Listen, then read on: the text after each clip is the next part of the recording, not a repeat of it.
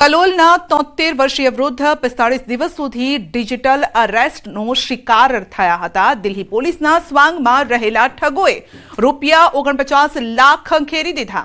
વૃદ્ધના આધાર card પરથી 60 કરોડનું fraud થયાનું જણાવીને ડિજિટલ અરેસ્ટ કર્યા હતા। 10 ઓક્ટોબરના રોજ વૃદ્ધને ઠગબાજોએ કર્યો હતો ફોન।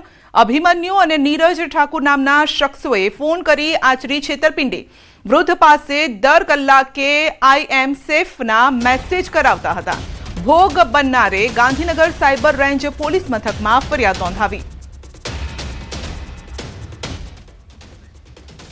વઘઈ રેન્જ વિસ્તારમાં વનકર્મીની હત્યા કરાઈ છે। બોરી ગાંવઠા ગામ પાસે વનકર્મી રતન બિરારીની હત્યા। લાકડા તસ્કરી રોકવા ગયેલ વનકર્મી ઉપર હુમલો કરી અને હત્યારા ફરાર થઈ ગયા। રાતના સમયે 3 જેટલા તસ્કરોએ વનકર્મી ઉપર ધારદાર હથિયાર વડે સાધન વડે હુમલો કર્યો હતો અને હત્યા કરી હતી।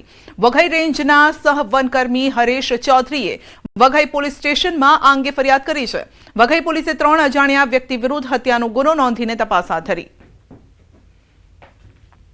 મરણ રતનભાઈ ધનસુખભાઈ બિરાડી મરણ હાલતમાં પડેલ હતા। તેમજ ફોન એમનો સાઈડમાં પડેલ હતું અને નજીકના ઝોપડામાં રહેતા ખેતરમાં રહેતા મોતીરામભાઈએ જણાવેલ કે 3 ઈસમો લાકડી ચોરતા હતા। એ બાબતે એમના જોડે બોલાચાલી થતા તેઓએ તેના માથાના ભાગે તેમજ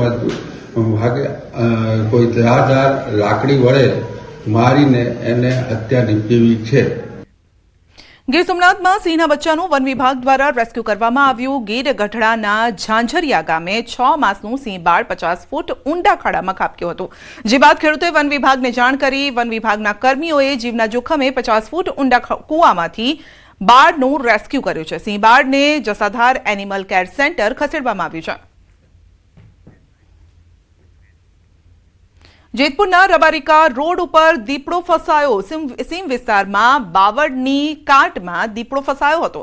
સ્થાનિકોએ વન વિભાગને જાણ કરતા ઘટનાસ્થળે પહોંચ્યું। વન વિભાગે દીપડાને બહાર કાઢવાની તજવીજ હાથ ધરી। તો દીપડાને બહાર કાઢવાની તજવીજ હાથ ધરવામાં આવી હતી। જાળીમાં ફસાઈ ગયો હતો અને કાંટાળિયા વાડ હતી, જેના કારણે તે બહાર નીકળી શકે તેમ ન હતો। રૂરલ પોલીસે નશીલા પદાર્થોના વેપાર સામે મોટી કાર્યવાહી કરી છે। સ્પેશિયલ ઓપરેશન ગ્રુપ દ્વારા રાજકોટથી ગોંડલ તરફ જઈ રહેલી એક બોલેરો કારમાંથી અંદાજે 29 કિલો ગાંજાનો જથ્થો ઝડપી પડાયો છે। જપ્ત કરાયેલા ગાંજાની બજાર કિંમત અંદાજે 14 લાખ રૂપિયા હોવાનું જાણવા મળ્યું છે। આ કેસમાં પોલીસે કુલ 4 આરોપીઓની ધરપકડ કરી છે। પ્રાથમિક તપાસમાં આરોપીઓએ ઓરિસ્સાથી ગાંજાનો જથ્થો લાવ્યા હતા તેની કબૂલાત કરી અને પોલીસે એનડીપીએસ એક્ટ હેઠળ ગુનો નોંધી સપ્લાય નેટવર્ક અંગે વધુ તપાસ હાથ ધરી છે। તો એમાં તપાસ કરતા આ બોલેરો ગાડીને રોકવામાં આવી। આ બોલેરો ગાડીનો નંબર GJ03BZ0318 હતો અને આ ગાડીમાંથી ટોટલ 29 કિલો જેટલો ગાંજાનો જથ્થો બરામદ થયો, જેની કુલ કિંમત 14,50,150 રૂપિયા છે। 2 આરોપીઓને આ ગાંજાની સાથે અટક કરવામાં આવ્યા છે અને 2 બીજા આરોપી જે લોકોને એ લોકો સપ્લાય કરવાના હતા આ લોકોને પણ અટક કરવામાં આવ્યા છે અને 1 આરોપીને વોન્ટેડ દર્શાવેલ છે। શહેરમાં દુર્લભ અને મોંઘા એમ્બરગ્રીસના ગેરકાયદેસર વેપાર સામે પોલીસે મોટી કાર્યવાહી કરી છે। માલવીયનગર પોલીસે ગોંડલ રોડ પર ખોડિયાર હોટેલ નજીકથી 2 શખ્સોને એમ્બરગ્રીસના જથ્થા સાથે ઝડપી પાડ્યા છે અને પોલીસે અંદાજે 97.25 લાખ રૂપિયાનો મુદ્દામાલ કબજે કર્યો છે।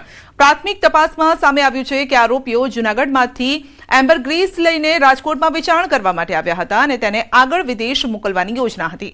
પોલીસે બંને આરોપીઓને મુદ્દામાલ સાથે વન વિભાગને સોંપી આગળની કાર્યવાહી હાથ ધરી છે।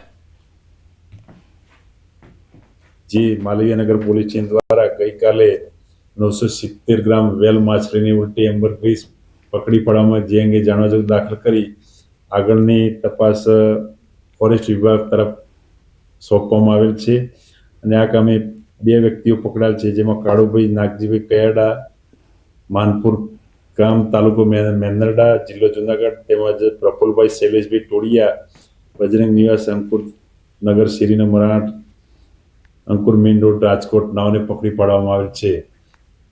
અમદાવાદમાં વટવા પોલીસે 1 કરોડ 70 લાખની એમ્બરગ્રીસ પકડી છે. મહુવાનો એક શખ્સ અમદાવાદમાં એમ્બરગ્રીસ વેચવા આવ્યો હતો. પોલીસે બાતમીના આધારે એક આરોપી સાથે એમ્બરગ્રીસનો જથ્થો પકડ્યો છે. વટવા પોલીસે એમ્બરગ્રીસ ખરીદનારની શોધખોળ પણ શરૂ કરી છે. સોલા વિસ્તારમાં સામાજિક તત્વોએ હદ વટાવી છે. બાઇક ચાલક 2 શખ્સોએ આધેડની હત્યા કરી છે. ગોતાના પ્રસંગ પાર્ટી પ્લોટમાં 4 રસ્તા પાસે 29 જાન્યુઆરીના રોજ આ બનાવ બન્યો. કાર ચાલક અને બાઇક ચાલક વચ્ચે થયો હતો ઝઘડો. 2 વાહન ચાલકો વચ્ચે થયેલો અકસ્માત હત્યામાં ફેરવાઈ ગયો. કાર ચાલકની કાર આરોપીની બાઇક સાથે અથડાતા ઉગ્ર બોલાચાલી થઈ. છાતીના અને માથાના ભાગમાં ગંભીર ઇજાઓ પહોંચી છે. હત્યાને અંજામ અપાયો. એટલું જ નહીં, કારમાં પણ તોડફોડ કરવામાં આવી છે.